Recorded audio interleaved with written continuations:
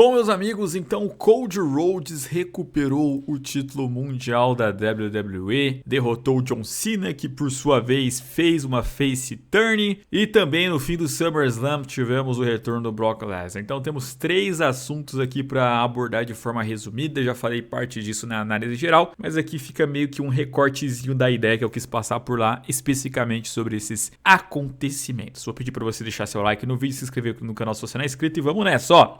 Primeiro sobre o Cody Rhodes em si. Olha, entendam uma coisa, galera. Primeiro sobre a eventual heel turn dele, que acabou não acontecendo agora, mas eu imagino que acontecerá no futuro. Eu acho uma boa ideia, acho que o Cody Rhodes vai se sair bem como heel em algum momento, ele vai ter muito conteúdo para poder abordar a respeito do público e das suas decisões. Porém, entretanto, não era a hora ainda, tá? O Cody Rhodes, ele foi alguém que caiu como uma luva na WWE para aquilo que ela procurava como babyface. Ele veio ali e bateu na trave na WrestleMania 39 e conquistou o título mundial na WrestleMania 40, ou seja, em abril de 2024. Tem 1 ano e meio isso, mais ou menos. Então, é a partir dali que ele virou o prime babyface, o top guy, top babyface ali, um eventual rosto da companhia. Claro que o Roman Reigns está lá também, mas hoje já é um semi-part-timer, a gente sabe disso. Então, o Cody Rhodes, ele é colocado aí para ser o grande trabalhador aí, né, aparecer constantemente nos shows, assim como o Roman Reigns também fez essa função em 2015 até 2020, né, depois que ele começou a flexibilizar mais o calendário dele, coisa que o Cody Rhodes também deverá fazer depois de alguns anos, né. Dito isso,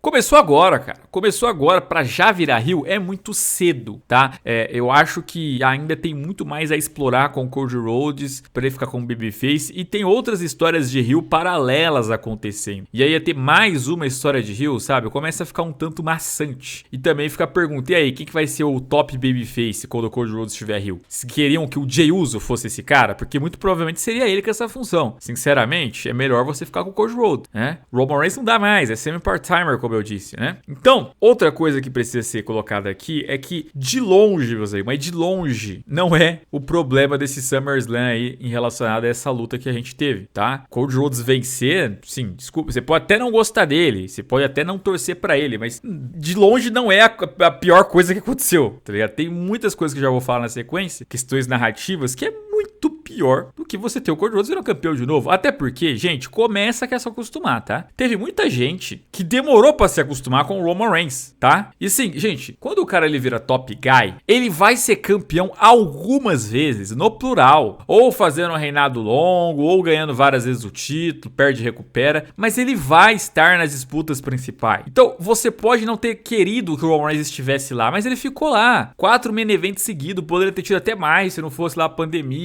E depois voltou a ser. Reinados longos, conquistas em geral, ganhando do Undertaker no WrestleMania. É um fato, sabe? Aí as pessoas ficavam meio que cismando com o Roman Reigns e o Roman Reigns permanecia, porque não adianta. Ele foi escolhido como o cara pra ser o rosto da companhia naquele período. E ele vai ficar. Se ficar martelando contra ele, você só vai se frustrar. Então, comecem a se acostumar com o Cody Rhodes nessa função. O Cody Rhodes foi escolhido pra essa função, os americanos gostaram dele pra isso. Então, por mais que, assim, não é pra torcer a favor dele. Eu vou torcer contra o Cody Rhodes em todas as lutas que ele tiver, praticamente. Mas assim, só não fica chocado ou frustrado quando ele virar campeão, porque é normal, vai ser isso, vai acontecer isso, sabe? É a segunda vez, ó. E muita gente já tá frustrada agora. Pô, gente, pode ficar torcendo contra e tal, mas para de tratar como se fosse uma anormalidade, como se fosse algo super absurdo, assim. Desculpa, é o normal. O normal é o Cody Rhodes ganhar algumas vezes o título, tá? Então, comece a aceitar isso quanto antes, que talvez você fique menos indignado em relação a esses resultados com o Cody Rhodes, tá? O tempo pra esperar que a WWE não alavancasse assim o Cody Rhodes já passou, ela já aceitou que vai levar eles. Então, é isso. John Cena. Aí vamos pro grande problema, sim, de tudo isso aí. E aí eu quero relembrar de novo a linha do tempo, porque dependendo do que fosse acontecer nesse SummerSlam, a gente teria que voltar lá atrás, sim ou não. John Cena ganha o Elimination Chamber e vai enfrentar o Cody Rhodes na WrestleMania 41, como vocês viram. E aí o The Rock queria a alma do Cody Rhodes, e o Cody Rhodes não aceita, né? E aí o John Cena faz a heel turn, se alia ao The Rock e ataca o Cody Rhodes, certo?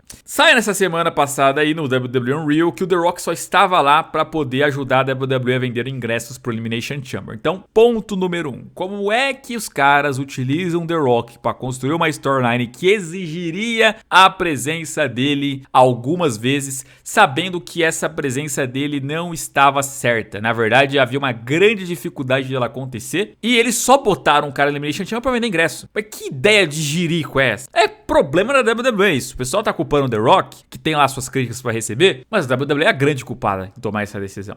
E qual que é o grande problema nisso tudo? Não é que o The Rock ajuda o John Cena a chegar na WrestleMania. O John Cena já tinha se classificado. Então uma aliança com o The Rock tinha que dar qual tipo de benefício pro John Cena? Uma ajuda na WrestleMania, certo? Porque senão o que ele ganhou em se aliar ao The Rock? Nada. The Rock não aparece na WrestleMania. Quem aparece é o Travis Scott, que tava lá junto. Ok, na narrativa você pode até entender que o The Rock mandou um capanguinha ali fazer o serviço. Então, ok, pelo menos tá explicado isso, certo? Só que no momento que o John Cena vira campeão, ele começa com o discurso de que ele vai embora com o título mundial, ele vai ser o último campeão da companhia e vai acabar com o Pro Wrestling. O The Rock é um executivo da WWE, ele faz parte da corporação. Então, que história é essa de vender a alma pro The Rock se no momento que você vira campeão, você quer levar o título principal da empresa do The Rock embora? Já há um conflito de interesse ali, e que eles não explicaram também. Então, o The Rock tá com o John Cena, o John Cena tá com o The Rock, como é que é? Que história é essa? No meio desse caminho, o John Cena, ele detona CM Punk, detona Randy Orton, detona o público, detona as criancinhas, faz desabafos contra o universo WWE, contra o Cody Rhodes, certo? Ok, eu tô dando uma resumidaça aqui. E aí, na véspera do SummerSlam, o John Cena faz uma face turn. Primeiro porque ele fala que o que ajudou ele a mudar de ideia foi um discurso do Cody Rhodes. Foi um discursinho do Cody Rhodes, que basicamente dizia que queria ver o verdadeiro John Cena no SummerSlam. Ele quer derrotar o verdadeiro John Cena, o ídolo dele. Discurso esse que o Cody Rhodes já tinha feito nas vésperas da WrestleMania. E o John Cena ouviu e não se importou. Aí dessa vez, não, agora senti no meu coração. Desculpa, é meio tolo isso. E a razão que ele dá pra ter feito a heel turn é que ele ficou com medo de ser esquecido pelo universo WWE. E por isso queria levar o título embora. Cara, é uma razão estúpida. Eu entendo que o heel não precisa ter razão lógica, porque o heel tá errado no fim das contas. Mas ele não precisa ser burro. Principalmente quando você vai fazer o principal babyface da WWE nos últimos 20 anos, fazer uma heel turn. O John Cena, ele passou por todos os tipos de tentações possíveis pra virar um heel, e ele foi resistente, ele foi never give up, ele teve batalha, lealdade e respeito. E aí no último ano de carreira ele joga tudo isso no lixo por uma razão completamente idiota, sem lógica. Quem que ia esquecer do John Cena, sendo que todo mundo lembra de qualquer Zé Ninguém? Imagina do John Cena, que se diz o maior de todos os tempos, que já era o maior campeão mundial da história. Como que alguém iria esquecer do John Cena, sabe? Uma ideiazinha completamente pensada de última hora. Por quê? Porque é o remendo do remendo do remendo, porque eles começaram um negócio lá atrás sem poder contar com o The Rock, e aí depois pra remendar fica com esses furos narrativos gigantes. Então você tem que se convencer que um discursinho do Cody Rhodes fez ele voltar atrás e que realmente ele tinha uma razão plausível, que era o medo de ser esquecido. Aí tem gente que ainda fala, não, mas não precisa ser um roteiro complexo.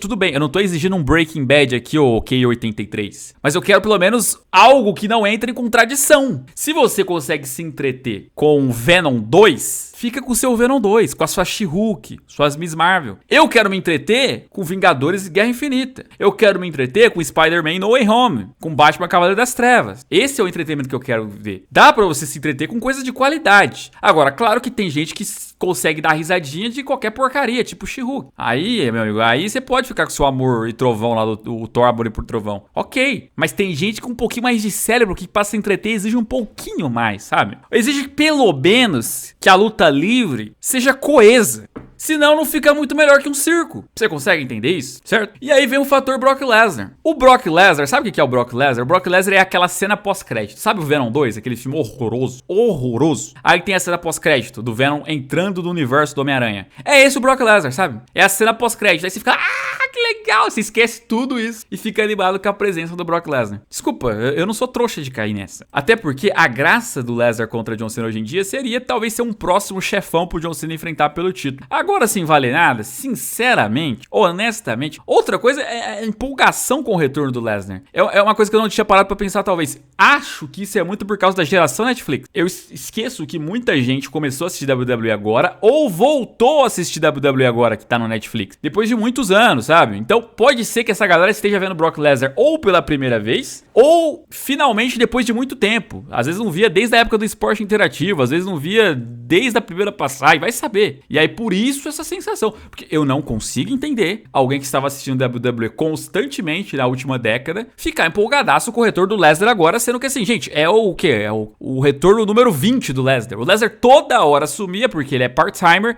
voltava, sumia, voltava, sumia, voltava. Então pra que essa empolgação toda com o retorno do Lesnar? Ele já retornou várias vezes. É o Brock Lesnar e tal, tipo, é da hora, é bacana, dá um poder de atração, mas assim, é pra tanto? Os caras trataram como se fosse um retorno do Edge, tá ligado? Um retorno ali de um cara que foi afastado por motivos justos mesmo, voltando de lesão. Cara, pelo amor de Deus, assim, calma aí, né? Vamos ver Lesnar e Cena, que já vimos já algumas vezes, e vai talvez ser legal ter ali a Ruthless Aggression, que é um pay-per-view que especulavam mesmo que seria o pay-per-view de despedida do John Cena em dezembro, e faz todo o sentido do mundo. John Cena e Brock Lesnar surgiram na Ruthless Aggression, então faz sentido com a temática, os dois se enfrentarem. Poderia ser o Randy Orton que veio desse período, mas já enfrentou o John Cena. O Batista tá aposentado, então quem que sobra? O Kurt Angle tá aposentado também. Acaba realmente sendo ali Lesnar e John Cena, provavelmente o que vai acontecer, né?